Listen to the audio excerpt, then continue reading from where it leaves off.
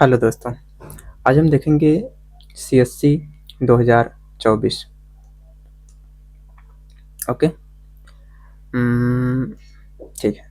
आज हम देखेंगे CSC 2024 का सेट ए का क्वेश्चन नंबर 26।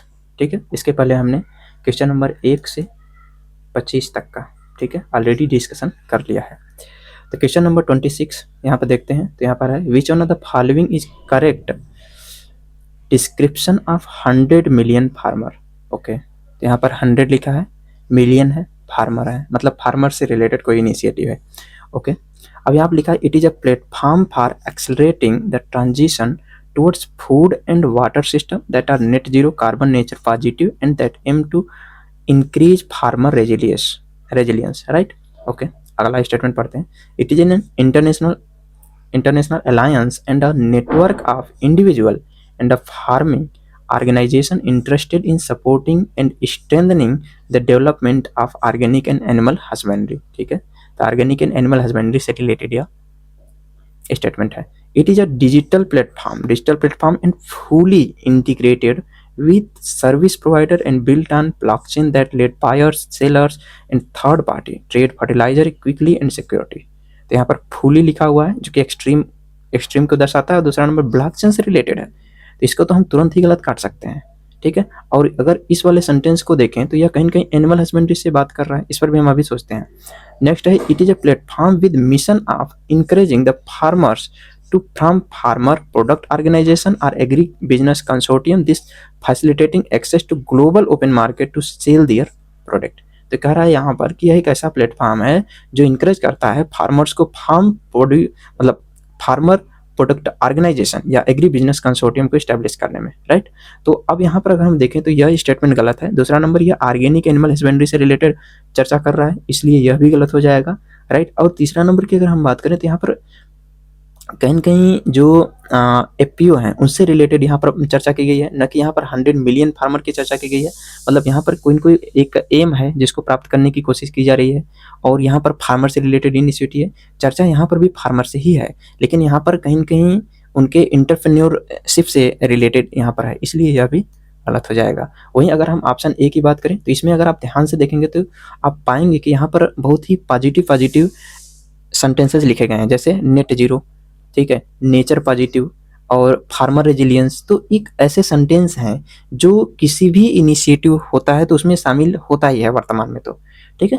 तो ये सबसे बेस्ट अगर हम कहें कि कौन सा आंसर होगा तो यही होगा, ठीक है।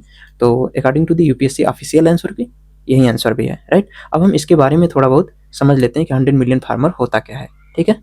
ओके, तो यहाँ पर हिंदी में एनालिसिस भी है, ठीक है। तो इसको हम यहाँ पर देख लेते हैं। पहला नंबर 100 मिलियन फार्मर की बात करते हैं तो यह किसका इनिशिएटिव है? तो यह वर्ल्ड इकोनॉमिक फोरम का एक इनिशिएटिव है, ठीक है। कब शुरू किया गया? 2022 में शुरू किया गया था, ठीक है। और वहीं अगर हम बात करें तो इसका जो लक्ष्य है 2030 तक 10 मिलियन किसान तक पहुँच बनाना है, ठीक है। तो इसका लक्ष्य क्या है? तो 2030 तक लगभग 10 मिलियन किसानों तक पहुँच बनाना है। तो ये बात यहाँ पर थी, ठीक है। तो याद रखेंगे, यस। तो इसका मेन उद्देश्य यही था कि फार्मर के रेजिलियंस जो था उसमें बढ़ावा दिया जाए, ठीक है। तो this is the important here.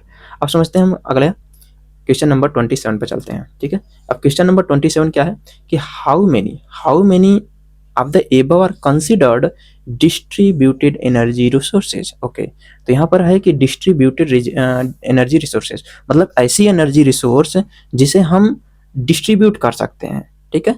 जिसे हम क्या कर सकते हैं, अपनी यूज के बाद जो बची एनर्जी हैं उनको हम अन्य लोगों तक पहुंचा सकते हैं, अन्य लोगों के पास डिस्ट्रीब्यूट कर सकते हैं या उसे सेल कर सकते हैं, ठीक है। तो उससे संबंधित है। तो क्या अगर हम ध्यान से देखें तो बैटरी स्टोरेज को नहीं यूज कर सकते, डिस्ट्रीब्यूटेड एनर्जी रिसोर्सेज क्या नहीं हो सकती है? तो निश्चित रूप से हो सकती है। चाहे बायोमास जनरेटर हो, फ्यूल सेल हो, सबको हम जो है कि डिस्ट्रीब्यूट के रूप में प्रयोग कर सकते हैं। चाहे रूफटॉप सोलर जो फोटोवोल्टिक यूनिट्स होते हैं वो भी हो सकते हैं। तो इसलिए यहाँ पर इसके आंसर क्या हो जाएंगे? ऑल हो जाएंगे, राइट। तो this is the important here. Normal sentence है, नॉर्मल तरीके से अगर हम सोचें तो इसके आंसर ऑल ही होंगे, राइट। तो इस चीज़ को याद रखेंगे। यहाँ पर इसका आंसर हिंदी में भी हम देख सकते हैं। जो वितरित ऊर्जा संसाधन होते हैं या डिस्ट्रीब्यूटेड एनर्जी रिसोर्सेज होते हैं वो क्या होते हैं? तो स्थानीय उत्पादन की छोटी छोटी इकाइयाँ हैं जिसका वितरण स्तर पर ग्रिड से जुड़ा होता है। तो जब ये ग्रिड से जुड़ेंगे तो इनको हम डिस्ट्रीब्यूट कर सकते हैं, डिफरेंट जो घर होते हैं वहाँ तक हमें इलेक्ट्रिसिटी के रूप में इसका डिस्ट्रीब्यूशन किया जा सकता है, ठीक है। तो this is the important here. Okay, अब समझते हैं next question, question number 28। Question number 28 है कि विच one of the following shows a unique relationship with an insect that has co-evolved with it and that is only insect that can pollinate this tree। ठीक है, तो हम महुआ को तो तुरंत ही मतलब काट देंगे कि केवल एक ही इंसेक्ट है जो इसे पॉलिनेट करता है, तो बात बिल्कुल गलत है। सैंडलवुड को भी हम काट सकते हैं। अब यहाँ पर फिग एंड सिल्क कॉटन में थोड़ा डाउट हो सकता है, लेकिन यहाँ पर आंसर हमारा क्या होगा, फिग। फिग का मतलब क्या होता है, अंजीर। ठीक है, सिल्क कॉटन भी नहीं होगा, राइट। तो this is the important here, इसमें भी इंसेक्ट शामिल होता है, लेकिन यहाँ पर जो आंसर होगा क्या होगा, फिग होगा, क्योंकि फिग में ही एक ही इंसेक्ट होता है जो पॉलिनेट कर सकता है इस ट्री को। ठीक है, तो यह महत्वपूर्ण विशेषता होती है फिग की। अगर हम फिग की बात करें, ठीक है, तो इसके एनालिसिस की अगर हम चर्चा कर लें, तो जो फिग होता है उसमें हमें म्यूचुअल रिलेशन देखने को मिलता है, म्यूचुअलिज्म रिलेशन कह सकते हैं यहाँ पर देखने को मिलता है, जिसमें कि जो कीट होता है, इंसेक्ट होता है, और जो फिग होता है, उन दोनों को क्या होता है, इसमें प्रॉफिट होते हैं। ये नॉर्मली हमें जो फिग होते हैं अफ्रीकन कंट्री में देखने को मिलता है। ठीक है, तो इसका, ठीक है, इनका प्रोडक्शन होता है, दिस इज इम्पोर्टेंट। ठीक है, तो अब अगर हम बात करें कि अंजीर और जो महुआ होता है, ये दोनों क्या है, तो ये दोनों क्या है, डेसिडियस ट्री होते हैं, जबकि जो चंदन रेड सैंडर्स हैं, ये एवरग्रीन ट्री है। याद रखेंगे, रेड सैंडर्स पर ऑलरेडी क्वेश्चन आया हुआ है। ठीक है, इसी पेपर में आया हुआ है। रेड सैंडर्स क्या है, एक एवरग्रीन ट्री है, और रेड सैंडर को हम क्या बोलते हैं, नेटिव ट्री है। क्या है, यह नेटिव ट्री है आंध्र प्रदेश का। ठीक है, तो दिस इज द इम्पोर्टेंट यार, यह आंध्र प्रदेश का एक नेटिव ट्री है, तो this is also important here. सेमल सिल्क कॉटन भी बहुत ज़्यादा इंपॉर्टेंट है, इस पर भी कई बार क्वेश्चन पूछा गया है। ठीक, तो this is the important. Okay, अब हम आगे बढ़ते हैं। अब हम अगला क्वेश्चन पे देखते हैं, और अगला क्वेश्चन है question number 29। Okay, how many of the above have poisonous species among them, right. तो यहाँ पर दिया गया है कि पॉइजनस स्पीसीज हैं, तो आप ही सोच के देखिए, ऐसे क्वेश्चन को हम कैसे, हम पढ़ तो सकते नहीं, अब हमारा एक काम तो है नहीं कि हम चले पॉइजनस स्पीसीज जितनी हैं उन सभी को पढ़ें और उनको डिवाइड करें, उनको याद करें कि these are the poisonous species. No, it's not possible, it's not humanly possible कि हम उन सभी को कर पाएं। तो इस प्रकार के क्वेश्चन में हम आल ही मारेंगे। क्यों? क्योंकि बटरफ्लाई की कोई भी एक स्पीसीज तो होगी ही होगी, राइट। कोई तो एक प्रजाति मिली जाएगी जो कि पॉइजनस होगी, तो this is hard to prove कि ये पॉइजनस नहीं होती हैं। ठीक है, अगर इनकी एक भी स्पीसीज मिल गई तो हम कह सकते हैं कि पॉइजनस है। यही कंडीशन फिश में भी लागू होता है, यही कंडीशन फ्रॉग में भी लागू होता है। इसलिए यहाँ पर हम मारेंगे, आंसर क्या होगा हमारा 1 2 3, राइट, कि ये सारे ही क्या होंगे, पॉइजनस स्पीसीज मतलब हो सकते हैं। ठीक है, तो दिस आंसर क्या होगा, ऑल 3 हो जाएगा। ओके, अब हम यहाँ पर देख सकते हैं, तो ठीक है, यही चीज़ यहाँ पर भी है, हिंदी में एनालिसिस है, इसको हम देख सकते हैं। अब क्वेश्चन नंबर 30 नंबर की बात करते हैं। यहाँ पर क्वेश्चन नंबर 30 दिया है कि how many of the above tree are actually native to India. हमने ध्यान से देखें तो ये सैंडर अभी मैंने चर्चा करी है पिछले क्वेश्चन में, ठीक है, वही क्वेश्चन फिर से यहाँ पर रिवाइव हुआ है। ठीक है, तो अगर हम बात करते हैं रेड सैंडर्स की, ठीक है, रेड सैंडर्स की, ठीक है, तो जो रेड सैंडर्स होता है केवल यही नेटिव ट्री है। ठीक है, इंडिया के लिए अगर हम बात करें तो आंध्र प्रदेश में पाया जाता है और ये नेटिव ट्री है, तो मतलब यह तो होगा ही होगा। पपाया की बात करते हैं, पुर्तगालियों ने लेकर आए थे। कैश्यू काजू जो होता है ये भी नहीं होगा, तो ये दोनों क्या हो जाएंगे, गलत हो जाएंगे। ठीक है, तो नेटिव ट्री के रूप में केवल रेड सैंडर्स आएगा, आंसर क्या होगा इसका, ओनली 1। ठीक है, तो इस चीज़ को हम याद रखेंगे, तो this is the important year. और वहीं अगर हम बात करते हैं यहाँ पर, तो जो काजू होता है ये पुर्तगाली जो है ब्राज़ील से लेकर आए थे, इसलिए अभी वर्तमान में हमारे इंडिया में भी इसका क्या होता है, प्रोडक्शन होता है। वहीं पपीता की बात करें तो पपीता भी क्या है, नॉर्थ अमेरिका का नेटिव है। ठीक है, तो नेटिव ट्री का मतलब क्या होता है, नेटिव ट्री का मतलब होता है कि एक ऐसा ट्री जहाँ पर जिसका जन्म हुआ है, ठीक है, और वहाँ के क्षेत्र में पाया जाता है। ठीक है, तो this is the important here. वही हमारे यहाँ भी पाया जाता है, इसका मतलब नहीं कि वो हमारे यहाँ का नेटिव ट्री है। नेटिव ट्री का मतलब होता है कहाँ एक पर यह सबसे पहले मतलब इसका प्रोडक्शन हुआ था, उगाया गया था। ठीक है, तो उसको हम नेटिव ट्री के अंतर्गत रखते हैं, जिसमें रेड सैंडर्स आ जाएंगे, लेकिन पपीता काजू नहीं आएगा। क्यों? क्योंकि काजू पुर्तगाली ब्राज़ील से लेकर आए। वहीं पपीता की बात करते हैं तो यह नॉर्थ अमेरिका का नेटिव ट्री है। ठीक है, तो दिस इज इम्पॉर्टेंट हियर। अब यहाँ पर कास्कुटा जो अमरबेल होता है, इनके बारे में भी समझ लेते हैं। तो जो अमरबेल होता है यह क्लिम्बर होता है। ठीक है, मतलब क्लिम करके चढ़ता हुआ है। ठीक है, एपीफाइट होता है यह, तो कह सकते हैं कि जो इक्वेटोरियल रीजन में है ये ज़्यादातर यहाँ देखने को मिलते हैं। ठीक है, येलो कलर का होता है यहाँ पर। क्या इनमें फोटोसिंथेसिस होती है? नहीं, ये पैरासाइट होता है। ठीक है, तो पैरा की एपीफाइट की भूमिका में होता है, पैरासाइट होता है। तो जिस वृक्ष के ऊपर यह कह सकते हैं क्लिम्ब करता है, उसी से क्या करता है, यह अपना फूड प्राप्त करता है, इसलिए पैरासाइट के रूप में अपनी भूमिका निभाता है। पीपल की बात करें, चाहे पीपल हो चाहे नीम हो, चाहे बरगद हो, चाहे जामुन हो, चाहे महुआ हो। याद रखेंगे दोस्तों, not native tree in India, ठीक है। भविष्य में अगर क्वेश्चन बनता है बरगद पर या नीम पर तो हमें डाउट हो सकता है, इसलिए हमें याद रखना है कि चाहे पीपल की बात करें, ठीक है, हम चाहे नीम की बात करें, बरगद हो गया, जामुन हो गया, महुआ हो गया, ये सारे नेटिव ट्री इंडिया के नहीं है, ठीक है। तो इस बात को याद रखेंगे। इसके अलावा काजू, पपीता, ये भी नेटिव ट्री नहीं है। ओके, याद रहेगा। ओके, अब हम चलते हैं नेक्स्ट क्वेश्चन पर। Question number 31।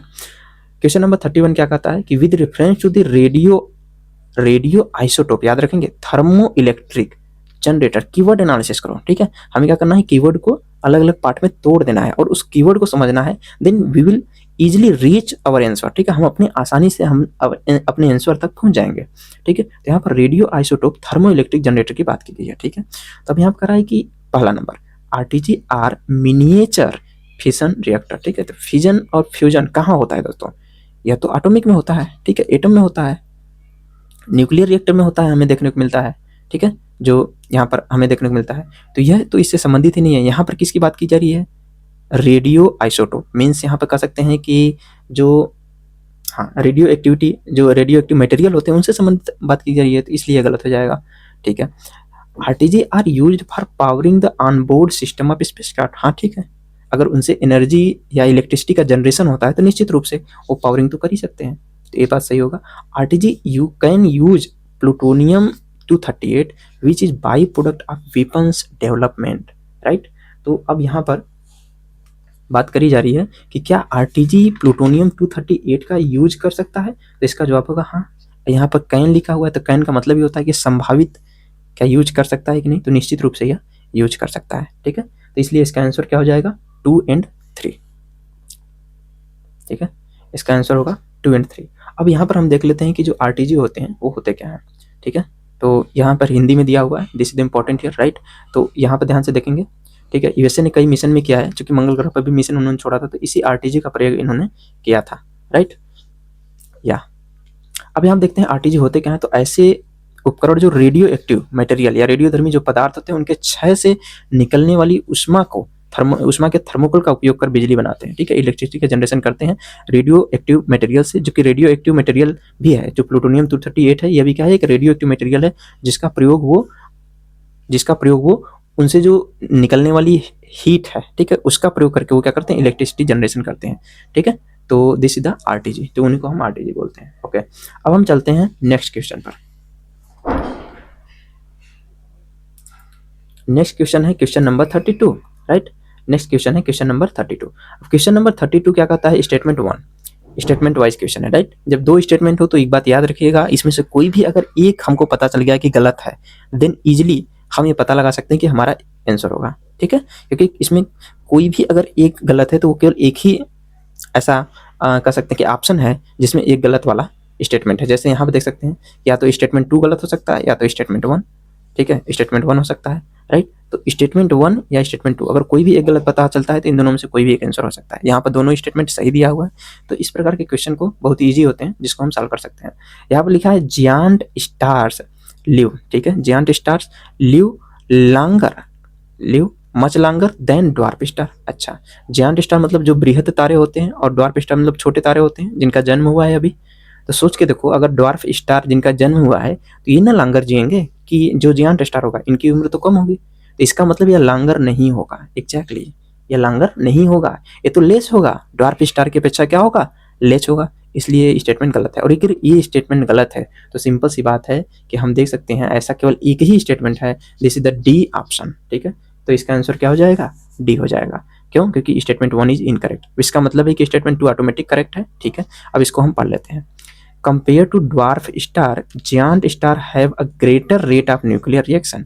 अब कह रहा है जियांट स्टार, चूंकि ये क्या होते हैं, भारी होते हैं, बड़े होते हैं, तो इनमें जो न्यूक्लियर रिएक्शन होता है वो तेजी से होता है, ज़्यादा ग्रेटर रेट मतलब तीव्र गति से होता है। इसीलिए तो इनकी जो आयु होती है वो क्या होती है, ड्वार्फ स्टार की कम होती है, क्योंकि न्यूक्लियर रिएक्शन तेजी से हो रहा है, तो इनकी उम्र जल्दी बीतेगी, राइट।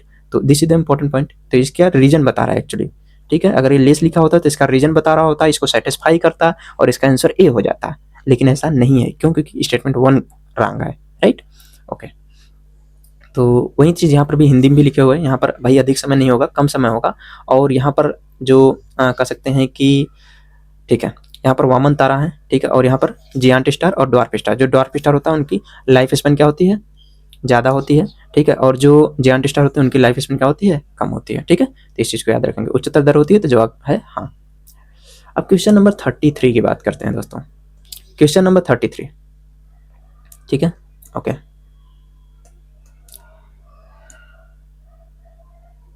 क्वेश्चन नंबर 33 की बात करते हैं। तो which one of the following is synthesized, ठीक है, synthesized in the human body that dilate blood vessel and increase blood flow. Interesting. तो इसमें कह रहा है कि कौन सा ऐसा, ठीक है, कौन सा ऐसा केमिकल है, कह सकते हैं यहाँ पर, या एलिमेंट है जो कि हमारे बॉडी में जब जाता है तो वो ब्लड वेजल को क्या करता है, डायलेट करता है, फैलाता है, ठीक है, जिसके कारण हमारा जो ब्लड फ्लो है हमारी बॉडी में वो आसानी से क्या होता है, हो पाता है, ठीक है, इजीली हर जगह हमारे बॉडी में ब्लड फ्लो इजीली हो पाता है, ठीक है।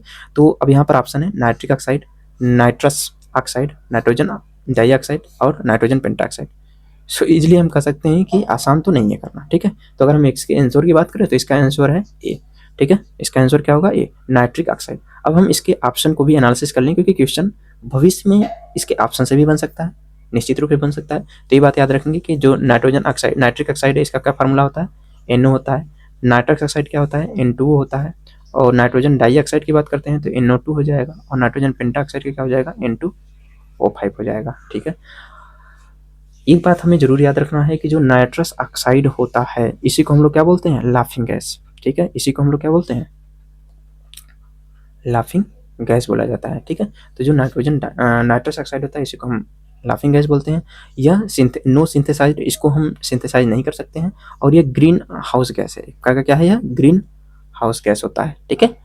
तो ठीक है, तो यह ग्रीन हाउस गैस है, याद रखेंगे। यह ग्रीन हाउस गैस है, इसका मतलब क्या है, यह इसका मतलब यह है कि यह एयर पोल्यूटेंट नहीं है, एग्जैक्टली यह एयर पोल्यूटेंट नहीं है, ठीक है, इस बात को भी याद रखेंगे, एयर पोल्यूटेंट नहीं है, ठीक है, एयर पोल्यूटेंट नहीं है, लेकिन यह ग्रीन हाउस गैस है, ठीक है। और इसी प्रकार से ओजोन के बारे में भी कहा जाता है, क्या, ओजोन जो है वो एयर पोल्यूटेंट तो है, एयर पोल्यूटेंट तो है, लेकिन यह ग्रीन हाउस गैस नहीं है, ठीक है। तो नाइट्रोजन डाइऑक्साइड यहाँ आप देख सकते हैं NO2, ठीक है, तो यह भी क्या है, एक एयर पोल्यूटेंट है। और N2O5 के बारे में बात की गई है, ठीक है। हमें इससे संबंधित एक बात और याद रखना है, AQI एयर क्वालिटी इंडेक्स के जो 8 एलिमेंट है एयर पोल्यूशन से रिलेटेड, वो बहुत ज़्यादा इंपॉर्टेंट है, उनको हमें, ठीक है, याद कर लेना है, ठीक है। This is the very most important, ठीक है, क्योंकि पॉल्यूशन काफ़ी ज़्यादा न्यूज में रहता है, ओके। अब समझते हैं नेक्स्ट। यहाँ पर देख सकते हैं कि जो हिंदी में इसका एनालिसिस हुआ है, ठीक है, तो यहाँ पर भी वही है, लाफिंग गैस होता है, इसको सिंथेसाइज नहीं किया सकता है, ग्रीन हाउस गैस होते हैं, ठीक है। और जो NO2 होते हैं ये क्या होते हैं, टॉक्सिक गैस होते हैं, एयर पोल्यूटेंट होते हैं, ठीक है। तो जो नाइट्रोजन पेंटाऑक्साइड ये भी क्या होता है, नॉट सिंथेसाइज्ड, ओके। अब समझते हैं क्वेश्चन नंबर 34 की बात करते हैं, ठीक है। क्वेश्चन नंबर 34 बोल रहा है कि okay, how many of the above activities can the radars be used. अच्छा, तो कह रहा है कि ऊपर दिए गए जो एक्टिविटीज हैं उनमें से किसको रडार के द्वारा पकड़ा जा सकता है या रडार के द्वारा यूज किया सकता है, आइडेंटिफाई किया जा सकता है। पहला नंबर, identification of narcotics on passenger at airport or in aircraft, okay. Airport या एयरक्राफ्ट में जो पैसेंजर होते हैं उनके पास जो नार्कोटिक्स है उनको जो है कि आइडेंटिफाई किया सकता है रडार के द्वारा, ऐसा बोला जा रहा है। मॉनिटरिंग द प्रेसिपिटेशन, ठीक है, रडार है तो रडार के द्वारा तो मॉनिटर किया जा सकता है, this is a very normal sentence. Tracking the migration of animal, ठीक है, अगर एनिमल जो है कि घूम रहे हैं, ठीक है, ठीक है, तो घूम रहे हैं तो सिंपल सी बात है उनको ट्रैक रडार के थ्रू किया जा सकता है, ठीक है। तो यह भी स्टेटमेंट क्या हो जाएगा, सही हो जाएगा। बट यह गलत है, क्यों, क्योंकि पहला नंबर एरोप्लेन होते हैं, एरोप्लेन के अंदर या एयरक्राफ्ट पर जो होते हैं या एयरपोर्ट पे जो होते हैं पैसेंजर, उनके नार्कोटिक्स को करा आइडेंटिफिकेशन किया जाता है रडार पर। तो भाई एक्सरे किस लिए किया जाता है फिर, ठीक है, तो भाई इनके इसके लिए एक्सरे किया जाता है, न कि रडार का प्रयोग किया जाता है, ठीक है। तो रडार से हम आइडेंटिफाई नहीं कर सकते हैं, ठीक है। तो दिस इज इम्पोर्टेंट हियर, और इसके एनालिसिस की हम यहाँ पर चर्चा कर लेते हैं, ठीक है, जो कि हिंदी में एनालिसिस है। यहाँ आप देख सकते हैं कि यहाँ पर सामान्यतः रडार का प्रयोग नहीं किया जाता है, बल्कि किसका प्रयोग किया जाता है, एक्सरे स्कैनर का प्रयोग किया जाता है, ठीक है, जो नार्कोटिक्स की पहचान होती है उसके लिए, ठीक है। अब यहाँ पर रडारों का उपयोग हम किसके किसके लिए करते हैं, तो मौसम पूर्वानुमान के लिए करते हैं, जो रेनफॉल होती है, ठीक है, उनकी मॉनिटरिंग के लिए करते हैं, जो फॉरेस्ट एनिमल होते हैं उनका जो ट्रैकिंग करना होता है तो इसी के माध्यम से कर लेते हैं, हम रडार का उपयोग कर पाते हैं। स्पीसीज के प्रवास या व्यवहार जो होता है, ठीक है, उनके जो बिहेवियर होते हैं उनका पैटर्न का स्टडी करने के लिए हम करते हैं। एग्रीकल्चर मॉनिटरिंग भी हम लोग करते हैं, ठीक है, कृषि निगरानी के लिए भी रडार का प्रयोग किया जाता है, ओके। अब हम चलते हैं क्वेश्चन नंबर 35 पर, ओके, क्वेश्चन नंबर 35, ठीक है। यह डिफेंस से रिलेटेड क्वेश्चन है, हर साल आ रहा है और ठीक है, काफ़ी ज़्यादा इंपॉर्टेंट है। और स्पेशली क्वेश्चन आता है फाइटर एयरक्राफ्ट से रिलेटेड, या कोई कह सकते हैं कि ऑपरेशन चला हो या कोई एक्सरसाइज हुआ है तो उससे रिलेटेड क्वेश्चन हमें यूपीएससी में देखने को मिल जा रहे हैं। क्योंकि अगर आपको पता हो तो ऑपरेशन सद्भावना पर भी क्वेश्चन आया हुआ है, इसी वर्ष आया हुआ है, ठीक है, 2000, ठीक है, 2024 में ही। अब यहाँ आप देख सकते हैं कि कंसिडर द फॉलोइंग एयरक्राफ्ट, यहाँ पर लिखा हुआ है कि how many of the above are considered fifth generation, ठीक है, फिफ्थ जनरेशन फाइटर एयरक्राफ्ट, ठीक है। तो अगर हम इसके आंसर की बात करें तो भाई यहाँ पर ना तो राफेल, ना तो मिग-29, ना ही तेजस, ये तीनों ही फिफ्थ जनरेशन एयरक्राफ्ट नहीं है। मतलब इंडिया में कोई भी अभी जो है fifth generation aircraft fighter aircraft नहीं है, ठीक है। हालांकि इसके लिए प्रयास किए जा रहे हैं और इस पर कार्य भी चल रहा है। तो इसका आंसर क्या हो जाएगा, डी, ठीक है। अगर हम बात करते हैं कि जो राफेल है वो किस जनरेशन की फाइटर एयरक्राफ्ट है, तो यह है 4.5, है ना, 4.5 जनरेशन की एयरक्राफ्ट है, लेकिन फिफ्थ जनरेशन की नहीं है। मिग-29 की बात करते हैं, ठीक है, तो यह क्या है, फोर्थ जनरेशन की है, ठीक है, फोर्थ जनरेशन, जो कि यूएसएसआर के सहयोग से हमने बनवाया था इसे, ठीक है। मिग-29 अभी इसे उड़ता हुआ ताबूत भी कहा जाता है, ठीक है, तो इसको तो अभी रिप्लेस किया जा रहा है, राइट। तेजस MK1 की बात करते हैं तो यह क्या है, फोर्थ जनरेशन की है, ठीक है, यह भी क्या है, फोर्थ जनरेशन की एयरक्राफ्ट है। इसे बनाया किसने है, तो HAL ने बनाया है, ठीक है, तो ये भी इंपॉर्टेंट है, याद रखेंगे। अब यहाँ पर इसके एनालिसिस की चर्चा कर लेते हैं, ठीक है। तो यहाँ आप देख सकते हैं राफेल के बारे में 4.5 जनरेशन, फ्रेंच की जो है कि यह स्टील्थ फीचर वाली क्या है, एक, ठीक है, लड़ाकू विमान है, ठीक है, फाइटर एयरक्राफ्ट है, स्टील्थ फीचर की है। मतलब यह जो रडार होता है उसको क्या कर लेता है कि एब्जॉर्ब कर लेता है, ठीक है, जिसके कारण जो शत्रु देश है वो राफेल के लोकेशन को इजीली नहीं आइडेंटिफाई कर पाते हैं। ओके, मिग-29 की बात करते हैं तो फोर्थ जनरेशन की, यूएसएसआर के सहयोग से बनाया गया है। तेजस की बात करते हैं तो ये फोर्थ जनरेशन है, इंडिजीनियस है, हाल के द्वारा बनाया गया है, हिंदुस्तान एरोनॉटिक्स लिमिटेड। ओके, अब यहाँ आप देख सकते हैं अभी तक दुनिया में अगर हम बात करें 3 देशों, चीन के पास भी है, यूएसए के पास है, रशिया के पास है, ठीक है, फिफ्थ जनरेशन एयरक्राफ्ट, और किसी के पास नहीं है। इंडिया की बात करते हैं तो एडवांस मीडियम कॉम्बैट एयरक्राफ्ट यहाँ पर विकासरत है, इंडिजीनियस यहाँ पर फिफ्थ जनरेशन फाइटर जेट हम लोग बना रहे हैं, ठीक है। इसके अलावा अगर हम बात करते हैं कि जो यूएसए में है, चीन में है, रशिया में, तो उनका नाम क्या है, ठीक है। तो अगर हम बात करते हैं यूएसए के, तो यूएसए के जो फाइटर एयरक्राफ्ट है, फिफ्थ जनरेशन फाइटर एयरक्राफ्ट, उसका नाम है F-35, ठीक है। यूएसए का क्या है, F-35। अच्छा, वहीं अगर हम बात करते हैं रशिया, ठीक है, रूस की बात करते हैं तो रूस का जो है वो है सुखोई 57, ठीक है, सुखोई 57, ठीक है। तो रूस का सुखोई 57 है फाइटर एयरक्राफ्ट, जो कि फिफ्थ जनरेशन का फाइटर एयरक्राफ्ट है।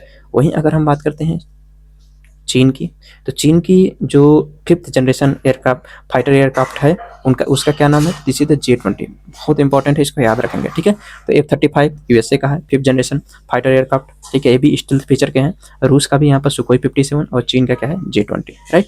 तो दिस इज इंपॉर्टेंट। अब क्वेश्चन नंबर 36 पे चलते हैं। ओके, अब क्वेश्चन नंबर 36 क्या कहता है कि in which of the following are hydrogels used, right. तो जब ये पेपर हुआ था और उसके बाद जो कोचिंग का आंसर किया था, ठीक है, डिफरेंट कोचिंग आंसर की, उन्होंने जो आंसर दिया था वो क्या दिया था कि 1 भी होगा, 2 भी होगा, 3 भी होगा, ठीक है। लेकिन अकॉर्डिंग टू द यूपीएससी की ऑफिशियल जो आंसर की आई, राइट, उसके अनुसार इसका आंसर क्या होगा, केवल 1 होगा, कंट्रोल ड्रग डिलीवरी इन पेशेंट्स, ठीक है। तो यह गलत हो जाए, यह भी गलत हो जाएगा, ठीक है। तो यहाँ पर क्या हो जाएगा, आंसर 1 हो जाएगा, जो कि यूपीएससी ने अपनी ऑफिशियल आंसर की दी है, ठीक है। तो हम इसमें नहीं जाएंगे कि हालांकि की करने का प्रयोग तो यहाँ पर भी किया सकता है, यहाँ पर भी किया सकता है, बट यहाँ पर अगर हम देखें तो इसका जो मेन आंसर होगा यूपीएससी के ऑफिशियल आंसर की के द्वारा, तो यह कंट्रोल्ड ड्रग डिलीवरी इन पेशेंट, वहाँ पर हाइड्रोजेल का प्रयोग किया जाता है, ठीक है। अब इसके एनालिसिस की चर्चा कर लेते हैं हम। तो हाइड्रोजेल होता क्या है, तो ये याद रखेंगे, सिंथेटिक पॉलीमर निर्मित होता है, एक पदार्थ है, मेडिकल फील्ड में इसका व्यापक प्रयोग करने को मिलता है। तो इसके अंदर क्या एबिलिटी होती है, कि ability to observe and release water, ठीक है। तो इसका मेडिकल टर्म में, ज़्यादातर मेडिकल में इसका प्रयोग करने को देखने को मिलता है, ठीक है। इसलिए रोगियों में नियंत्रित औषधि डिलीवरी के रूप में इसका प्रयोग किया जाता है। तो इस चीज़ को याद रखेंगे। तो इसका आंसर क्या हो जाएगा, according to UPSC official answer key, this is the केवल 1, ठीक है। अब यहाँ पर क्वेश्चन नंबर 37 की बात करते हैं। यहाँ कर रहा है which one of the following is exhaust pipe emission from fuel cell electric vehicle powered by the hydrogen. याद रखेंगे, ये ऑलरेडी आपके 2015 या 16 से जो है क्वेश्चन पीवाईक्यू से रिपीटेड है, और इंटरेस्टिंग बात है कि सेम टू सेम रिपीटेड है without any changes. So this is a very interesting thing कि वाई पीवाईक्यू इज इंपॉर्टेंट, ठीक है। तो ये बात हम समझ सकते हैं। तो अब यहाँ पर देख सकते हैं कि इसका आंसर जो होगा वाटर वेपर, ठीक है। इसका आंसर क्या होगा, वाटर वेपर हो जाएगा, ठीक है। अब यहाँ पर हम देखते हैं, ठीक है, कि फ्यूल सेल जो है वो होता क्या है, ठीक है। तो इसमें होता क्या है कि जो फ्यूल सेल होता है वो इसके द्वारा इलेक्ट्रिसिटी जनरेशन किया जाता है या हाइड्रोजन का प्रयोग करता है, ठीक है। तो H2 और हवा लेता है, हवा में ऑक्सीजन लेता है, तो ये जब हवा लेता है तो इससे क्या बनता है, H2O, ठीक है। तो यह H2O हमें जलवाष्प के रूप में दिखाई देता है, यही हम वाटर वेपर को कहते हैं। तो इससे जो एमिशन होता है, ठीक है, जो इसका एग्जॉस्ट पाइप से जो एमिशन होता है वो कौन सा पदार्थ एमिशन होता है, वाटर वेपर निकलता है, ठीक है। इसका एनालिसिस भी हम यहाँ पर देख लेते हैं, ठीक है। अब यहाँ पर लिखा हुआ है हाइड्रोजन द्वारा चालित फ्यूल सेल में इलेक्ट्रिक कॉर्नर से निकलने वाला निर्वातिक नली उत्सर्जन क्या है, तो दिस इज द कंबाइन करता है H2 एंड O2 को, ठीक है। इससे जो यहाँ पर एमिट होता है वो इलेक्ट्रिसिटी यहाँ पर जनरेट होता है, जिसका हम लोग प्रयोग कर लेते हैं, ठीक है, ह्यूमन यूज में किया जाता है। और जो H2O होता है ये क्या होता है, वाटर वेपर होता है, ठीक है। तो ये बातें यहाँ पर है 37 नंबर, ठीक है। तो इसका आंसर क्या हो जाएगा, वाटर वेपर, याद रखेंगे दोस्तों, बहुत इंपॉर्टेंट है, ओके। अब यहाँ पर देखते हैं क्वेश्चन नंबर 38, राइट। तो recently the term pump storage hydro power, ये साइंस एंड टेक के क्वेश्चन है। Pump storage hydropower is actually and appropriately discussed in the context of which one of the following, right? अब यहाँ पर याद रखेंगे, पहला नंबर, इसके कीवर्ड को देखिए ध्यान से। पहला नंबर पंप की बात कर रहा है, दूसरा नंबर स्टोरेज की बात कर रहा है, तीसरा नंबर हाइड्रो की बात कर रहा है, चौथा नंबर पावर की बात कर रहा है। यहाँ पर अगर कीवर्ड एनालिसिस करें तो बहुत इजीली हम यहाँ पर समझ पाएंगे। पंप कहाँ पर प्रयोग किया जाता है भाई, वाटर इरिगेशन से संबंधित, ठीक है। स्टोरेज का मतलब, अच्छा, वाटर को स्टोरेज किया जा रहा है, ठीक है, स्टोरेज किया जाएगा। फिर किसको स्टोरेज किया जा रहा है, स्टोरेज का मतलब स्टोरेज किया जा रहा है, पंप का मतलब पंप किया जाएगा, ठीक है। और हाइड्रो का मतलब क्या होता है, वाटर होता है, तो मतलब वाटर को स्टोर किया जाएगा। और पावर का मतलब फिर इससे इलेक्ट्रिसिटी जनरेशन होगा, ठीक है, इससे क्या होगा, इलेक्ट्रिक जनरेशन किया जाएगा। अब इन बातों से हम यहाँ पर समझते हैं irrigation of terraced crop field से रिलेटेड है, नहीं, इरिगेशन से रिलेटेड क्यों होगा, क्योंकि यहाँ पर पहली बात इलेक्ट्रिसिटी जनरेशन की बात करी जा रही है और वाटर को स्टोर किया जा रहा है, ना कि उसका प्रयोग इरिगेशन में किया जा रहा है। तो यह गलना गलत होगा। लिफ्ट इरिगेशन बोला, ये भी गलत हो जाएगा भाई, चाहे सीरियल क्रॉप से, ये दोनों देखोगे तो सेम ही मतलब है, ठीक है। A and B same he option दिया हुआ है, ठीक है, इसमें ज़्यादा तो अंतर नहीं है। अगर इसका प्रयोग कर सकते हैं इसमें, तो इसमें क्यों नहीं कर सकते, इसमें भी तो किया जा सकता है। तो ये दोनों स्टेटमेंट गलत होंगे। अच्छा, अब दूसरा नंबर, तीसरा नंबर देखते हैं, सी, लॉन्ग ड्यूरेशन एनर्जी स्टोरेज के रूप में प्रयोग किया जाता हो सकता है, क्योंकि एनर्जी इलेक्ट्रिसिटी जनरेशन की जा रही है तो इससे एनर्जी ही जो है कि बनेगा, ठीक है, एनर्जी प्रोडक्शन होगा, तो एनर्जी स्टोरेज में किया जा सकता है। रेन वाटर हार्वेस्टिंग सिस्टम है। अब एक बात हो गया, रेन वाटर हार्वेस्टिंग, तो रेन वाटर हार्वेस्टिंग होगा तो अपने आप हो जाएगा, तो फिर यहाँ पंप करने की क्या जरूरत है, ठीक है। यहाँ पर पंप स्टोरेज क्यों है, पंप स्टोरेज का मतलब हम उसे पंप के थ्रू कर रहे हैं, स्टोर कर रहे हैं वाटर को, ठीक है, तो इसलिए यह गलत हो जाएगा, ठीक है। तो यह भी गलत हो जाएगा। आंसर क्या हो जाएगा इसका, लॉन्ग ड्यूरेशन एनर्जी स्टोरेज के रूप में इसका प्रयोग किया जाता है, ठीक है। तो इस प्रकार से हम इसके कीवर्ड के थ्रू जो है आंसर तक पहुंच सकते हैं, अगर हमें आंसर नहीं मालूम है तो भी, राइट। तो ये बात हम याद रखेंगे। इसके एनालिसिस की बात कर लेते हैं। यहाँ पर यहाँ आप देख सकते हैं, तो पंप स्टोरेज हाइड्रो पावर में होता क्या है कि कम ऊंचाई के जो जलाशय होते हैं उसे अधिक ऊंचाई के जलाशय में, मतलब कह सकते हैं कि, ठीक है, जलाशय में वाटर को पहुंचाया जाता है, ठीक है। तो आप कहेंगे फिर एनर्जी लगेगा उससे, तो ठीक है, तो वहाँ पर हम सोलर पावर का यूज करते हैं, ठीक है, सोलर पावर का यूज करते हैं। और जो कम ऊंचाई का जलाशय है, ठीक है, ठीक है, जो कम ऊंचाई का यहाँ पर जलाशय है, ठीक है, उसे हम अधिक ऊंचाई के जलाशय पर भेज देते हैं इस वाटर को, यहाँ पर सोलर एनर्जी का प्रयोग करके, क्योंकि गर्मी में सोलर एनर्जी का यूज कर सकते हैं। वहीं अगर हम कह सकते हैं कि जो विंटर सीजन होता है उसमें चूंकि सोलर एनर्जी उतना बन नहीं पाता है, तो अब इसी हम वाटर को फिर नीचे भेजेंगे और इस वाटर के थ्रू हम क्या करेंगे, टरबाइन के थ्रू हम क्या करेंगे, फिर से क्या करेंगे, इलेक्ट्रिसिटी को जनरेट कर लेंगे। यही क्या है, पंप स्टोरेज हाइड्रो पावर, ठीक है। तो एक्स्ट्रा वाटर था, इसको हमने यहाँ पर सोलर पावर का प्रयोग करके भेजा, फिर इसे हम नीचे की तरफ क्या करेंगे, प्रवाहित करेंगे, तो यहाँ पर टरबाइन लगा देंगे और यह टरबाइन चलेगा यहाँ पर, ठीक है। तो इससे क्या होगा, इलेक्ट्रिसिटी जनरेशन होगा, ठीक है। तो इसी को हम बोलते हैं पंप स्टोरेज हाइड्रो पावर, याद रखेंगे, ठीक है, बहुत इंपॉर्टेंट कॉन्सेप्ट है। अब हम आगे बढ़ते हैं, क्वेश्चन नंबर 39। यहाँ पर भी देखें कीवर्ड से मेम्ब्रेन, अच्छा, मेम्ब्रेन की बात कर रहा है। दूसरा नंबर बायो, तीसरा नंबर रिएक्टर, अच्छा, बायो रिएक्टर, यहाँ ध्यान दीजिएगा, 3 वर्ड है, मेम्ब्रेन, बायो, रिएक्टर। मेम्ब्रेन का मतलब क्या होता है, माइक्रो लेवल पर। बायो का मतलब होता है कि जो कह सकते हैं कि लिविंग ऑर्गेनिज्म या जो हार्मफुल ऑर्गेनिज्म होते हैं उससे रिलेटेड। और रिएक्टर का मतलब क्या होता है, किसी चीज़ को फिल्टर करता है, ठीक है, तो फिल्टर करने वाली एक तकनीक। तो अब यहाँ आप देख सकते हैं कि असिस्टेड रिप्रोडक्टिव टेक्नोलॉजी, भाई साहब ये आर्ट कैसे हो सकता है, रिप्रोडक्टिव से रिलेशन क्या है, इसका कोई रिलेशन नहीं है, तो ये तो तुरंत गलत हो जाएगा। ड्रग डिलीवरी, नैनो टेक्नोलॉजी, तो ये भी नहीं है यहाँ पर, क्योंकि फिल्टर से रिलेटेड टर्म है, तो ये तो हो ही नहीं सकता, ये भी गलत है। वैक्सीन प्रोडक्शन की बात कर रहा है, तो वैक्सीन प्रोडक्शन से भी क्या रिलेटेड है, आपको बायो है तो बायो से रिलेटेड वैक्सीन भी हो सकता है, नहीं, क्योंकि रिएक्टर है ना, रिएक्टर फिल्टर करने का काम होता है स्पेशली रिएक्टर का, तो प्रोडक्शन टेक्नोलॉजी भी नहीं होगी। यहाँ पे देखिए वेस्ट वाटर ट्रीटमेंट टेक्नोलॉजी हो सकता है, क्यों? क्योंकि वेस्ट वाटर को ही तो मेम्ब्रेन के थ्रू क्या किया जाएगा, ठीक है, माइक्रो लेवल पर जो इसके पार्टिकल होंगे उनको मेम्ब्रेन के थ्रू क्या किया जाएगा, ट्रीट किया जाएगा, राइट। और यहाँ पर ठीक है रिएक्टर है तो यहाँ पर ट्रीट किया जाएगा, तो फिल्टर किया जाएगा, तो वाटर फिल्टर के रूप में उसका प्रयोग किया जा सकता है, ठीक है। तो इस प्रकार से यह वेस्ट वाटर ट्रीटमेंट टेक्नोलॉजी होता है, तो इसका आंसर हो जाएगा डी। ओके, ठीक है। तो यहाँ पे देख सकते हैं इसे हम कॉल्ड माइक्रो फिल्ट्रेशन कर सकते हैं या अल्ट्रा फिल्ट्रेशन। यह क्या करता है, जो पॉल्यूटेंट होते हैं उनको रिमूव कर देता है, जिसके कारण हमें वाटर जो है ट्रीटमेंट हो जाता है, ठीक है, जल उपचार के रूप में इसका प्रयोग किया जाता है। ओके, अब यहाँ पे देखते हैं क्वेश्चन नंबर 40। क्वेश्चन नंबर 40 क्या कर रहा है, with reference to the Indian economy collateral borrowing and lending obligation are the instrument of, right. अब यहाँ पर रहा है कि CBLO, ठीक है, अगर इसको हम शॉर्टकट में कहें तो ये क्या कहते हैं हम लोग, CBLO, ठीक है। तब करा है CBLO जो है ये किससे रिलेटेड है, किस टर्म से, तो वह कोलेटरल है, बोरोइंग है एंड लेंडिंग ऑब्लिगेशन, ठीक है। तो यह रिलेटेड है स्पेशली मनी मार्केट से। अगर हम इसके आंसर की बात करते हैं तो दो ऑप्शन तो हम काट सकते हैं, forex market and stock market, गलत है, ठीक है, याद रखेंगे। कैपिटल मार्केट या मनी मार्केट, इस पर क्वेश्चन बार बार आता है, ठीक है। तो हमें याद रखना है कि मनी मार्केट के अंतर्गत क्या क्या आते हैं, बॉन्ड मार्केट के अंतर्गत क्या क्या आते हैं, ठीक है। तो बॉन्ड मार्केट के अंतर्गत जो स्टॉक होते हैं वो आ जाएंगे, ठीक है। तो यहाँ पर मनी मार्केट में भी हमें याद रखना है कि मनी मार्केट के कौन कौन से पार्ट होते हैं, जैसे जो ट्रेजरी बिल्स होते हैं, ठीक है, कैश एंड मैनेजमेंट जो बिल्स होते हैं, या कह सकते हैं कि ठीक है, तो ये सारे जो बिल्स होते हैं अलग अलग टाइप के, वो क्या होते हैं, मनी मार्केट के हिस्सा हैं, ठीक है। तो ये बात याद रखेंगे। Okay, exactly. अब यहाँ पर हम समझ लेते हैं कि CBLO होता क्या है एक्चुअली, ठीक है। तो इसका एनालिसिस यहाँ पर देख लेते हैं। CBLO क्या होता है कि एक मनी मार्केट इंस्ट्रूमेंट है, ठीक है। तो क्या है, एक मनी मार्केट इंस्ट्रूमेंट है यूज बाई फाइनेंशियल इंस्टीट्यूट, जो फाइनेंशियल इंस्टीट्यूट होते हैं जैसे बैंक हो गया, इंश्योरेंस की जो कंपनी होती है, म्यूचुअल फंड जैसे होते हैं, ये इसके द्वारा इसका प्रयोग किया जाता है। ये शॉर्ट टर्म बोरोइंग इसके लिए होती है, शॉर्ट टर्म बोरोइंग ली जाती है, और ये शॉर्ट टर्म बोरोइंग की लेंडिंग इंस्ट्रूमेंट होता है।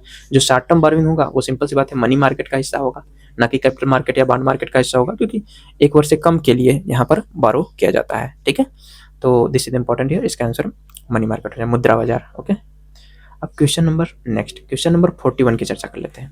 क्वेश्चन नंबर 41 है total fertility rate in an economy defined as, total fertility rate in economy में कैसे डिफाइन किया जाता है, याद रखेंगे, the number of children born per 1000 people in the population in year. अच्छा, तो कह रहा है कि एक वर्ष में पॉपुलेशन में 1000 जो बच्चे, पर 1000 बच्चों में लिए गए जो चिल्ड्रन होते हैं, ठीक है, जन्म लिए गए चिल्ड्रन, उनकी संख्या को हम टोटल फर्टिलिटी रेट कहते हैं। वाह, ठीक है, ये तो बात गलत है, ठीक है, पूरी तरीके से गलत है, मतलब क्या ही है। अब यहाँ देखते हैं कि number of children born to a couple in their life time in a given population. अच्छा, number of children born to a couple मतलब उनकी डेथ हो गई हो, उससे मतलब नहीं है। Number of children born to a couple in their life time in a given population, तो पूरे पॉपुलेशन में जो लाइफ टाइम यहाँ पर जो बॉर्न चिल्ड्रन है, लाइफ टाइम में जितने चिल्ड्रन बॉर्न होते हैं उनकी संख्या को इन्होंने माना है कि क्या हो जाएगा, टोटल फर्टिलिटी रेट हो जाएगा।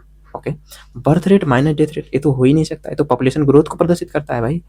The average number of live births of women would have by the end of her child bearing age. Okay, तो उसके चाइल्ड बेयरिंग एज के अंत तक कितने लाइव बर्थ हैं, एवरेज कितना लाइव बर्थ है, उनको हम क्या बोलते हैं, टोटल फर्टिलिटी रेट, राइट। तो इसका आंसर क्या होगा, डी होगा। अब यहाँ पर समझ लेते हैं कि यह जो है यह क्या है, ये क्रूड बर्थ रेट को दर्शाता है, ठीक है। ये किसको दर्शाता है, क्रूड बर्थ को, कि एक वर्ष में जो जनसंख्या में 1000 व्यक्तियों पर जन्म लेने वाले बच्चों की कुल संख्या। तो अगर आपको पता हो तो जो यूएन के अनुसार जो है कि हमारा टोटल फर्टिलिटी रेट कितना होना चाहिए, 2.1 होना चाहिए। तो यहाँ तो बहुत सारे हो जाएंगे, तो मतलब ये तो गलत बात है। वहीं अगर हम बात करते हैं नंबर ऑफ चिल्ड्रन की बात करते हैं तो ये तो फालतू बात है कि couple in their life time given a population, तो ऐसा नहीं है कि जितने बच्चों ने जन्म लिया वो उनकी पूरी संख्या ये नहीं होती है, याद रखेंगे। यहाँ average number of live birth होता है, ठीक है, जो कि वीमेन के end of her child bearing age, उनके चाइल्ड बेयरिंग एज तक के अंत में तक कितने बच्चे लाइव बर्थ होता है, ठीक है, तो उनकी जो संख्या होती है उसे हम लोग क्या बोलते हैं, टोटल फर्टिलिटी रेट बोलते हैं, ठीक है। यहाँ पर एनालिसिस भी दिया हुआ है, ठीक है। तो यहाँ पर क्या बोलते हैं, इसको क्रूड बर्थ रेट बोलते हैं। यहाँ पर क्या है, पॉपुलेशन ग्रोथ रेट है, ठीक है। आमतौर पर 1549 वर्ष तक क्या होता है, इनका चाइल्ड बेयरिंग जो एज होता है वो होता है यहाँ पर, ठीक है। तो this will the answer will the D answer, ठीक है, तो याद रखेंगे। ओके, अब समझते हैं यहाँ पर क्वेश्चन नंबर 42। क्वेश्चन नंबर 42 क्या कहता है, ठीक है, क्वेश्चन नंबर 42 की बात करते हैं यहाँ पर। तो अगला पहला statement, in India non banking financial companies can, ठीक है, तो non banking financial companies can access the liquidity adjustment facility window of the Reserve Bank of India, कि जो एनबीएफसी हैं वो लिक्विडिटी एडजस्टमेंट फैसिलिटी का प्रयोग कर सकती हैं या नहीं, ठीक है। अच्छा, इसमें डाउट हो सकता है कि क्या एनबीएफसी यूज कर सकती हैं क्या, ये तो बैंकों के लिए है, बात तो सही है, ये तो बैंकों के लिए है। अच्छा, नेक्स्ट स्टेटमेंट पढ़ लेते हैं हम लोग। In India foreign institutional investor can hold the government security, तो जी से यहाँ पर करा है, ठीक है। तो फॉरेन जो इंस्टीट्यूशनल इन्वेस्टर होते हैं तो क्यों नहीं कर सकते, जी से तो वो होल्ड कर सकते हैं, हम तो चाहते भी हैं कि वो करें। अच्छा, in India stock exchange can offer separate trading platform for debts, देखिए, तो इन इंडिया स्टॉक एक्सचेंज जो होता है can offer separate trading platform for debt, तो भाई स्टॉक एक्सचेंज वो क्यों नहीं कर सकते, कैन लिखा हुआ है तो भाई कैन तो हो ही सकता है। यहाँ पर भी आप देख सकते हैं कैन है, तो ये तो पॉसिबिलिटी को दर्शा रहा है, तो बिल्कुल हो सकता है। आप कहेंगे यहाँ पर भी तो कैन है, यहाँ पर भी हो सकता है, बिल्कुल हो सकता है, इसीलिए तो तीनों आंसर है इसका, ठीक है। हालांकि कोचिंग इंस्टीट्यूट के द्वारा यह दिया गया था कि नहीं भाई एनबीएफसी नहीं बैंक होगा, इसलिए गलत होगा, लेकिन माइक्रो लेवल पर जब इसका स्टडी करेंगे तो एनबीएफसी भी यहाँ पर शामिल होती हैं, ठीक है, एनबीएफसी भी क्या हो जाएंगे, शामिल हो जाएंगे, ठीक है। तो इसीलिए इंपॉर्टेंट है, आंसर क्या हो जाएगा, सी। तो ओके, अब यहाँ पर देख सकते हैं एनबीएफसी नॉट बैंक यहाँ पर दिया हुआ है, लेकिन ये क्या है, स्टेटमेंट सही है। ओके, एलएएफ का यूज कर सकते हैं केवल बैंकों द्वारा, इसके अलावा उनके द्वारा भी प्रयोग किया सकता है, ठीक है, जो एनबीएफसी है। यहाँ पर जीसेक का धारक बन सकते हैं जो विदेशी संस्थागत निवेशक है, बिल्कुल बन सकते हैं। यहाँ पर पृथक जो ट्रेडिंग प्लेटफॉर्म बना सकते हैं तो बिल्कुल कर सकते हैं, ठीक है, दिस इज इंपॉर्टेंट है। अब यहाँ पर अगले क्वेश्चन पे आते हैं, question number 43। Okay, question number 43 क्या है कि in India which of the following can trade in corporate bond and government security. अच्छा, अब यहाँ बोल रहा है कि कौन, नीचे जो दिए गए हैं इनमें से कौन कारपोरेट बॉन्ड या एंड गवर्नमेंट सिक्योरिटीज में क्या कर सकता है कि इन्वेस्ट कर सकता है। अब यहाँ पर ध्यान दीजिएगा, इंश्योरेंस कंपनी, भाई इंश्योरेंस कंपनी क्यों नहीं कर सकती, बिल्कुल कर सकती हैं। पेंशन फंड कर सकते हैं, बिल्कुल कर सकते हैं, ठीक है। रिटेल इन्वेस्टर तो कोई भी कर सकता है, क्योंकि इसके थ्रू चाहे गवर्नमेंट कारपोरेट बॉन्ड हो तो कारपोरेट बॉन्ड होगा तो वहाँ कंपनी को पैसा मिलेगा, जीसेक होगा तो वहाँ पर गवर्नमेंट को पैसा मिलेगा। तो सिंपल सी बात है कि यहाँ पर कोई भी कर सकता है, तो डेफिनेटली यहाँ पर इंश्योरेंस कंपनी भी हो जाएगा, पेंशन फंड भी हो जाएगा, रिटेल इन्वेस्टर भी प्रयोग कर सकता है, आम आदमी भी प्रयोग कर सकता है इसका, ठीक है। वहाँ पर इन्वेस्ट कर सकता है, कारपोरेट बॉन्ड खरीद सकता है, बिल्कुल खरीद सकता है। तो इसका आंसर हो जाएगा डी, 1 2 3, ठीक है। याद रखेंगे ये रिटेल इन्वेस्टर वाला हम जानते हैं कि शायद सीएससी 2019 में ऑलरेडी ये क्वेश्चन पूछा जा चुका है, ये भी पीवाईक्यू से है, ठीक है। तो इंश्योरेंस कंपनी तो करेंगे ही, पेंशन फंड अगर इसमें कंफ्यूजन हो रहा है तो एक ऑलरेडी यूपीएससी के पीवाईक्यू में पूछा जा चुका है स्टेटमेंट के फॉर्म में, राइट, उसका पहला स्टेटमेंट ही यही था, तो याद रखेंगे ये भी बात यहाँ पर, ठीक है।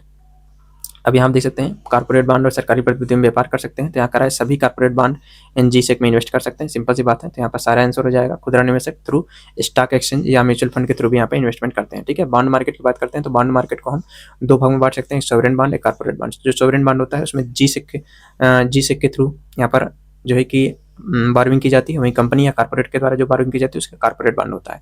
यहाँ पर इसका जो मार्केट में डिमांड होता है हाई होता है क्योंकि गवर्नमेंट की होती है, सोवरेन बॉन्ड होती है, ठीक है। और जबकि इसका लेस डिमांड होता है क्योंकि कंपनी की बॉन्ड होती है, राइट। तो इसलिए इन पर जो ट्रस्ट होता है वो ट्रस्ट कम होता है, ठीक है। इन पर क्या होता है, ट्रस्ट कम होता है, जबकि यहाँ पर ट्रस्ट क्या होता है, गवर्नमेंट के प्रति लोगों का ज़्यादा होता है, इसलिए इनकी डिमांड मार्केट में ज़्यादा होती है। गुड। अब यहाँ पर देखते हैं क्वेश्चन नंबर 44। अब यहाँ पर करा है which of the above are consider financial instrument. भाई फाइनेंशियल इंस्ट्रूमेंट कौन कौन से हैं, जो फाइनेंशियल इंस्ट्रूमेंट होती है वो क्या होती हैं, ओके। जो फाइनेंशियल इंस्ट्रूमेंट, ठीक है, तो जो फाइनेंशियल इंस्ट्रूमेंट होती है वो इंटेंजिबल होती है, am I right, intangible, normal intangible instrument भी इनको हम बोल सकते हैं। तो हम देख सकते हैं जो ईटीएफ है, एक्सचेंज ट्रेडेड फंड, तो क्या हम इनको टच कर सकते हैं क्या, ठीक है। तो this is the important here. Currency swap, यहाँ पर करेंसी स्वैप जो होती है, करेंसी टच कर सकते, करेंसी स्वैप कैसे टच करेंगे, तो ये भी क्या हो जाएगा, इंटेंजिबल इंस्ट्रूमेंट हो जाएगा, ये भी फाइनेंशियल इंस्ट्रूमेंट, करेंसी से रिलेटेड है, पैसे से लेना देना, इकोनॉमी से लेना देना है, इसलिए मोटर व्हीकल तो टच कर सकते हैं, सिंपल सी बात है। तो मोटर व्हीकल नहीं होगा, ठीक है। ये क्या है, एक फिजिकल इंस्ट्रूमेंट है भाई, ये क्या है, एक फिजिकल इंस्ट्रूमेंट, या इसी को हम लोग क्या बोल सकते हैं, टेंजिबल इंस्ट्रूमेंट भी बोल सकते हैं, ठीक है। तो ये क्या है, एक टेंजिबल इंस्ट्रूमेंट है या फिजिकल इंस्ट्रूमेंट है, तो ये आंसर नहीं होगा, ठीक है। तो इसलिए इसका आंसर क्या हो जाएगा यहाँ पर 1 और 3, डी ऑप्शन हो जाएगा, राइट। यहाँ पर हम देख भी सकते हैं इसका एनालिसिस, ठीक है। तो जो एक्सचेंज ट्रेडेड फंड होता है एक फाइनेंशियल इंस्ट्रूमेंट होता है जो स्टॉक एक्सचेंज पर कारोबार किया जाता है, ठीक है। तो उसी को हम ईटीएफ बोलते हैं, उसके छोटे छोटे पार्ट में भी डिवाइड कर दिया जाता है शेयर को। वही मोटर वाहन की बात करते हैं, फिजिकल इंस्ट्रूमेंट है, टेंजिबल गुड्स की बात कर सकते हैं, यहाँ पर करेंसी स्वैप इसको बोला जाता है, तो याद रखेंगे। तो जो यहाँ पर फाइनेंशियल इंस्ट्रूमेंट होता है एक इंटेंजिबल असेट होता है जो अनुबंध पर आधारित, कॉन्ट्रैक्ट पर आधारित होता है और इनका ट्रेड किया जाता है। यहाँ पर देख सकते हैं इक्विटी, इक्विटी की बात करते हैं तो ये भी क्या होता है, स्टॉक शेयर।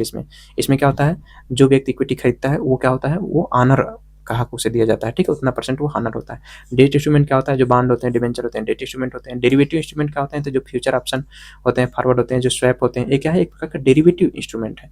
हाइब्रिड इंस्ट्रूमेंट क्या होते हैं, जो जिसमें कन्वर्टेबल बॉन्ड और एक्सचेंजेबल दोनों आ जाए, जो कन्वर्टेबल बॉन्ड होते हैं या एक्सचेंजेबल डेट होते हैं, उसे हम क्या बोलते हैं, हाइब्रिड इंस्ट्रूमेंट, ठीक है। तो ऐसे बॉन्ड जिनको हम स्टॉक के रूप में कन्वर्ट कर दें, राइट, तो उसे हम क्या बोलते हैं, हाइब्रिड इंस्ट्रूमेंट। दोनों के गुण पाए जाते हैं, ठीक है। तो दिस इज द इंपॉर्टेंट है, ठीक है, मतलब इसमें डेट और इक्विटी दोनों के गुण पाए जाएंगे। अब देखते हैं क्वेश्चन नंबर 45। क्वेश्चन नंबर 45 यहाँ पर है कि ओके, क्वेश्चन नंबर 45 की बात करते हैं यहाँ पर। तो यहाँ बात है कि with reference to the sectors of the Indian economy, ठीक है, sector of the Indian economy. अब यहाँ पे देखिए, तो स्टोरेज ऑफ एग्रीकल्चर की बात की गई है, स्टोरेज ऑफ एग्रीकल्चर प्रोड्यूस की बात करी जा रही है। तो ये क्या कर रहा है कि सेकेंडरी यहाँ पर प्रोड्यूस से रिलेटेड है, तो ये बात बिल्कुल गलत है, राइट। तो यह सेकेंडरी नहीं है, बल्कि क्या है, प्राइमरी है, ठीक है।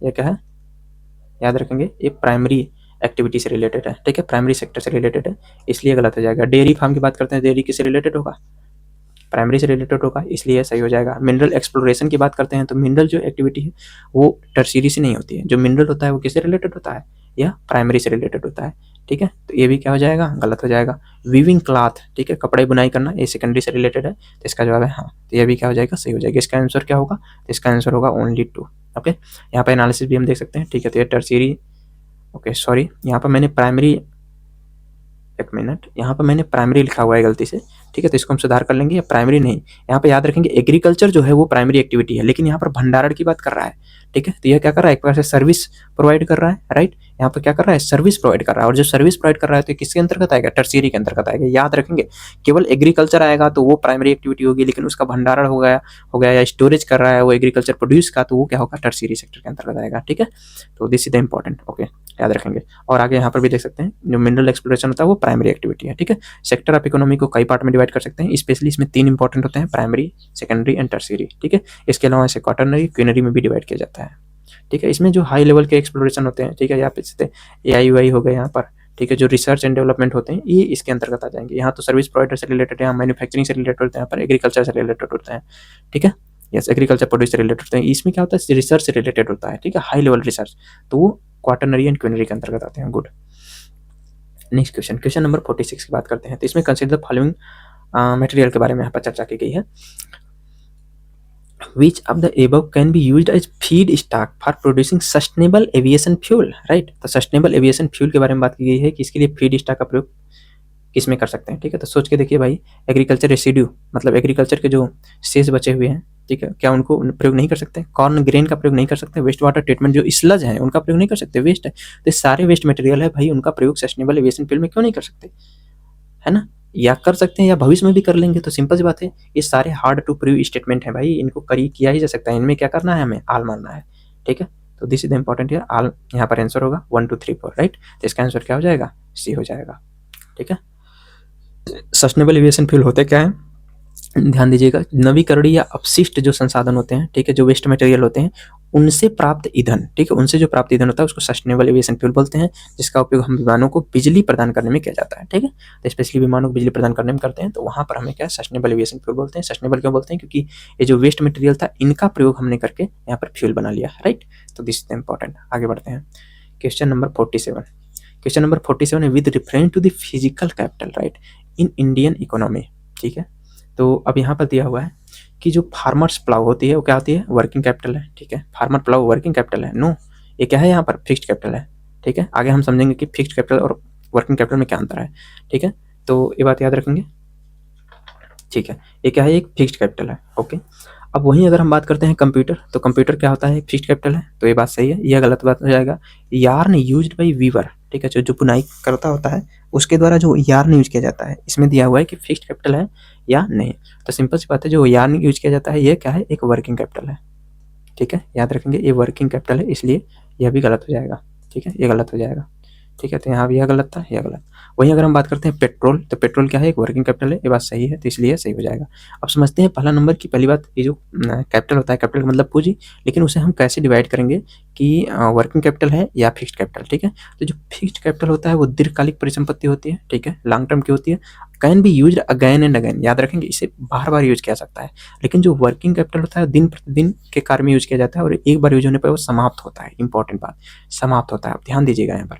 कंप्यूटर अगर हम बार बार यूज करेंगे तो क्या समाप्त हो जाएगा क्या? नहीं, कंप्यूटर का हम बार बार यूज कर सकते हैं, इसलिए क्या है फिक्स्ड कैपिटल है दोस्तों। इसलिए क्या फिक्स्ड कैपिटल की विशेषता है। वहीं अगर हम बात करते हैं यहाँ पर कि पेट्रोल की बात करते हैं, तो क्या हम पेट्रोल को बार बार यूज करेंगे तो खत्म होगा कि नहीं होगा? ठीक है, बिल्कुल खत्म होगा। तो इसे बार बार हम यूज नहीं कर सकते, ठीक है। तो यूज करेंगे लेकिन इनकी जो मात्रा है वो घटती जाएगी, तो ये क्या हो जाएगा, एक कार्यशील पूंजी है, वर्किंग कैपिटल, ठीक है, जिनकी मात्रा घटती जाती है। आप देख सकते हैं दिन पर दिन कार्य में, ठीक है। वहीं अगर हम बात करते हैं किसान का, तो यह भी क्या है, एक फिक्स्ड कैपिटल है हमारे, ये कहा कि स्थिर पूंजी है, ठीक है। फिक्स्ड कैपिटल नहीं कि वर्किंग कैपिटल, क्योंकि इनका हम बार बार प्रयोग कर सकते हैं, ऐसा नहीं कि उनकी मात्रा घट जाएगी किसान काल, ठीक है। तो जो हल है वो खत्म हो जाएगा, ठीक है। तो खत्म होगा, उनका क्षरण होगा, लेकिन ऐसा नहीं कि वो एक ही दिन में समाप्त हो जाएगा, उनकी मात्रा आधा खत्म हो गया आधा कल खत्म होगा, ऐसा नहीं होगा। तो यह क्या है, एक प्रकार का फिक्स्ड कैपिटल है, ठीक है, न कि वर्किंग कैपिटल है। वहीं अगर हम बात करते हैं जो सूद होता है, सूद का प्रयोग करेंगे तो सिंपल सी बात है, इसको बार बार प्रयोग करने पे क्या होता है, खत्म होता है, इसलिए वर्किंग कैपिटल के अंतर्गत रखा जाएगा, ठीक है। तो इसको ध्यान से समझ लेना, भविष्य में क्वेश्चन पूछता है तो हम इसको आसानी से कर पाए। अब आता है question number 48। Which one of the following words or phrases is most appropriately used to denote an interoperable network? याद रखेंगे keyword of 3D virtual worlds that can be accessed simultaneously by millions of users who can exert property rights over virtual items, ठीक है। तो जो virtual world में हमें experience कराते हैं और वहाँ पर हम प्रॉपर्टी राइट भी कर सकते हैं, तो क्या बिग डेटा एनालिटिक्स, ये तो एनालिसिस से रिलेटेड है, बिग डेटा से रिलेटेड है, ठीक है। क्रिप्टोग्राफी होता है, नहीं, एक तो क्रिप्टो करेंसी से रिलेटेड है, तो ये दोनों तो तुरंत काट दीजिए। अब यहाँ पर दो ऑप्शन बनता है, आपको लगेगा कि वर्चुअल मैट्रिक्स, लेकिन नहीं, ये भी गलत बात है, क्योंकि वर्चुअल मैट्रिक्स से क्या रिलेटेड, यहाँ पर मेटावर्स काफ़ी ज़्यादा न्यूज में था, यही हमारा क्या हो जाएगा, आंसर हो जाएगा, ठीक है। तो मेटावर्स में हम क्या कर सकते हैं, एक वर्चुअल वर्ल्ड का हमें अनुभव कराता है, जिसमें इंटरऑपरेबल नेटवर्क का प्रयोग किया जाता है, और इसमें क्या होता है कि हम प्रॉपर्टी राइट भी क्या कर सकते हैं, खरीद सकते हैं। तो this is the important here.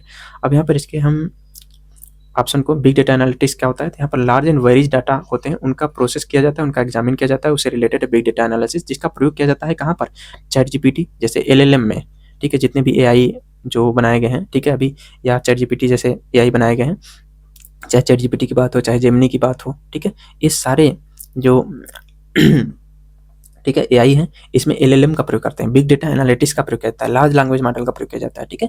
वहीं अगर हम बात करते हैं क्रिप्टोग्राफी, तो क्रिप्टोग्राफी क्या होता है, secure communication from third party से कम्युनिकेशन को यहाँ पर कर सकते हैं सिक्योर करने के लिए क्रिप्टोग्राफी का प्रयोग किया जाता है। मेटावर्स तो आंसर ही होगा। वर्चुअल मैट्रिक्स क्या होता है, तो वर्चुअल एनवायरनमेंट की संरचित व सहसंबंध वाली होती है, तो वर्चुअल एनवायरनमेंट से रिलेटेड एक सहसंबंध प्रणाली है। LLM किससे रिलेटेड है, तो लार्ज लैंग्वेज मॉडल, याद रखेंगे चैट जीपीटी से संबंधित है। नेचुरल लैंग्वेज प्रोसेसिंग भी चैट जीपीटी से रिलेटेड टर्म है, मतलब AI से रिलेटेड एक्चुअली टर्म है, ठीक है। तो नेचुरल लैंग्वेज प्रोसेसिंग, ठीक है, इसी का प्रोसेस करके हम क्या करते हैं, भारी मात्रा में यहाँ पर लार्ज लैंग्वेज मॉडल का, ठीक है, मॉडल का प्रयोग करके भारी मात्रा में डाटा का प्रोसेस किया जाता है, ठीक है। उसके आधार पर जो है कि AI क्या करता है, हम AI हमें जो भी उसी डाटा का अध्ययन करके हमें एक बेहतर इंफॉर्मेशन प्रदान करता है, ठीक है, ओके। अब यहाँ पे क्वेश्चन नंबर 49 देखते हैं। तो with reference to the rules imposed by the Reserve Bank of India while treating foreign banks, consider the following statement, ठीक है। अब यहाँ पर दिया हुआ है, ठीक है। अब यहाँ पर 49 जो क्वेश्चन है इसमें दिया हुआ है क्या, कि there is no minimum capital requirement for wholly owned banking subsidiaries in India, right, okay. तो यहाँ पर कह रहा है नो मिनिमम, मतलब यहाँ मिनिमम कैपिटल रहा होगा, इसलिए इसने नो एक्स्ट्रा यहाँ पर ऐड किया है। सोच के देखिए, नेगेटिव स्टेटमेंट नेगेटिव आंसर, ठीक है। तो यहाँ पर एक्स्ट्रा ऐड किया है भाई, इसलिए इसको गलत बनाने के लिए इसने नो डाला है, इसलिए गलत है, ठीक है। हालांकि इसके हम कॉन्सेप्ट की भी बात करेंगे। For wholly owned banking subsidiary in India at least 50% of the board members should be Indian national. अब यहाँ पर कह रहा है कि जो होली ओन्ड बैंकिंग सब्सिडरी होते हैं वहाँ पर 50%, कम से कम 50% तो होने ही चाहिए, ठीक है, इंडियन नेशनल। तो ये बात भी यहाँ पर क्या हो जाएगा, गलत। According to the APSC answer key क्या होगा, यहाँ पर दोनों गलत होंगे, ठीक है। हालांकि कोचिंग आंसर की के द्वारा इसको सही बताया जा रहा था, ठीक है। तो ये डाउटफुल क्वेश्चन है, ठीक है। तो कुछ लोगों का कहना है कि नहीं, इसका आंसर क्या होगा, 2 ओनली होगा, ठीक है। फिलहाल हम APSC के आंसर की को फॉलो करें, तो यहाँ पर आंसर क्या हो जाएगा, नीदर 1 ना 2, ठीक है। तो ये बात याद रखेंगे, ओके। यहाँ पर भी हम देख सकते हैं, ठीक है। तो यहाँ पर जो मिनिमम क्राइटेरिया है वो 500 करोड़ रुपए का क्राइटेरिया है, ठीक है। इसलिए RBI जो नियम है उनमें ये बात लिखी हुई है, ठीक है। अब कैसे दिया है भगवान जाने, हालांकि इसको हम याद रखेंगे कि मतलब दोनों ही नहीं है, ठीक है। यहाँ पर न्यूनतम जो भारत में पूर्ण स्वामित्व वाले सहायक बैंक होते हैं उनको लिए जो न्यूनतम पूंजी की आवश्यकता होती है तो वो 500 करोड़ रुपए की आवश्यकता होती है, ठीक है, 0 तो नहीं है, ठीक है, इसलिए गलत होगा। अब यहाँ पर आज का लास्ट क्वेश्चन हम देखते हैं question number 50 with reference to the corporate social responsibility, CSR से संबंधित है रूल्स इन इंडिया। तो यहाँ पर क्वेश्चन नंबर फर्स्ट है, CSR rules specify that expenditure that benefit the company directly or its employ will not be considered as CSR activity. ठीक है, तो अब यहाँ पर करा है कि that expenditure that benefit the company directly or its employ will not be considered CSR activity. CSR rules do not specify a minimum spending, यहाँ पर भी देखिए डू नॉट एक्स्ट्रा नॉट इन्होंने ऐड किया है, यहाँ पर गलत है। ठीक है, गलत स्टेटमेंट बनाने के लिए मिनिमम क्राइटेरिया था, इसको इन्होंने हटाने के लिए नॉट एक्स्ट्रा जोड़ दिया। सेम रूल को फॉलो किया ऊपर, सेम रूल को फॉलो किया नीचे। ठीक है, तो PYQ करने का हमें फायदा होता है कि हम स्टेटमेंट को पढ़ करके समझ पाते हैं कि गलत होगा या सही होगा। अगर नहीं पता है फिर भी तो ये तो हम जानते हैं कि हाँ मिनिमम क्राइटेरिया है, तो इसलिए गलत हो जाएगा। ठीक है, और पहला क्या होगा, सही होगा। तो इसका आंसर क्या हो जाएगा, बोथ 1 और 2। ठीक, तो अब यहाँ पर हम इसके कुछ, ठीक है, तो सॉरी यहाँ पर बोथ 1 और 2 नहीं होगा, यहाँ पर आंसर क्या हो जाएगा हमारा, ओनली 1। ठीक है, ओके, इसके एनालिसिस की बात कर लेते हैं, तो बहुत इंपॉर्टेंट है। CSR के बारे में जान लेते हैं। तो कंपनी एक्ट 2013 के अनुसार CSR को निर्धारित किया गया है, कारपोरेट सोशल रिस्पॉन्सिबिलिटी। इसके अनुसार क्या होता है कि कंपनी को पिछले 3 वर्षों, याद रखेंगे 3 वर्षों के दौरान औसत शुद्ध लाभ का, जो 3 वर्षों के दौरान शुद्ध लाभ हुआ, एटलीस्ट 2% पैसा CSR पर खर्च करना पड़ता है। लेकिन कौन सी कंपनियां करेंगी, सारी नहीं, उसमें कुछ कंडीशन है। ठीक है, तो पिछले 3 वर्षों के दौरान याद रखेंगे एटलीस्ट 2% खर्च करना होता है, CSR पर खर्च करना होता है कंपनियों को। सारी कंपनियां नहीं, कौन कंपनी शामिल होंगी, जिनका नेटवर्थ 500 करोड़ रुपए या उससे अधिक हो, या तो उनका टर्नओवर 1000 करोड़ रुपए या उससे अधिक हो, या तो उनका जो नेट प्रॉफिट है वो 5 करोड़ या उससे अधिक हो। तो ये 3 कंडीशन में से कोई भी एक फॉलो होता है तो उसे CSR कारपोरेट सोशल रिस्पॉन्सिबिलिटी की भूमिका निभानी होगी। ठीक है, तो इस प्रकार से हमने समझ लिया। तो याद रखेंगे यहाँ पर टर्नओवर 1000 करोड़ रुपए या उससे अधिक हो, नेटवर्थ यहाँ पर याद रखेंगे 500 करोड़ रुपए या उससे अधिक हो, या नेट प्रॉफिट उसका 5 करोड़ या उससे अधिक हो। इन तीनों कंडीशन में उन्हें क्या करना पड़ेगा, कारपोरेट सोशल रिस्पॉन्सिबिलिटी की भूमिका निभानी पड़ेगी, और पिछले 3 वर्षों के औसत शुद्ध लाभ का 2% रुपए खर्च करना पड़ेगा। ठीक है दोस्तों, तो धन्यवाद, हम फिर मिलेंगे नेक्स्ट डे। ठीक है, नेक्स्ट क्वेश्चन के साथ। ओके, धन्यवाद दोस्तों।